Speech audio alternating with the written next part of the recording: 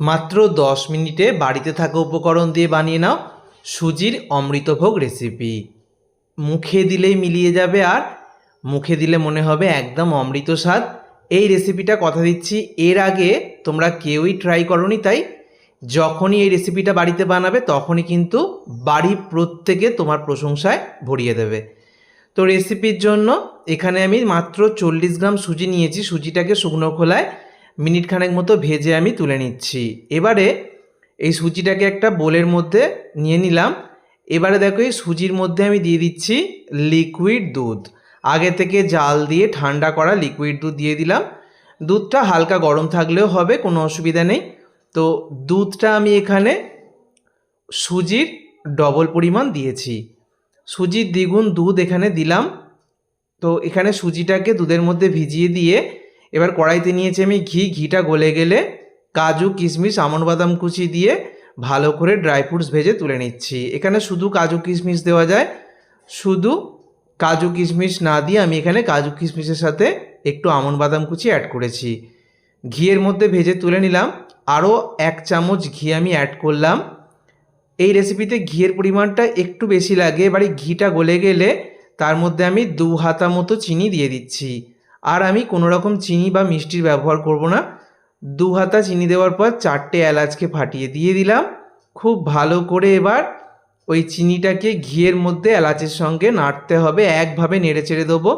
দেখবে ঘিয়ের মধ্যে চিনিটা গলে যাবে আর কালারটা আস্তে আস্তে চেঞ্জ হয়ে যাবে, ক্যারামেলের মতো একটা সুন্দর কালার চলে আসবে। যখনই এরকম হয়ে যাবে তখন গ্যাস সম্পূর্ণ বন্ধ করে দেবে। এখন আমি গ্যাস সম্পূর্ণ বন্ধ করে দিয়েছি। এবারে আরও কিছুটা লিকুইড দুধ আমি দিয়ে দিচ্ছি অল্প অল্প করে।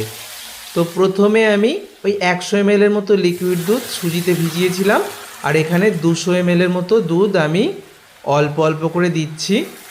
আর এখন কিন্তু গ্যাস অফ করা আছে। দুধটা দেওয়ার সময় অবশ্যই গ্যাস অফ করে দেবে।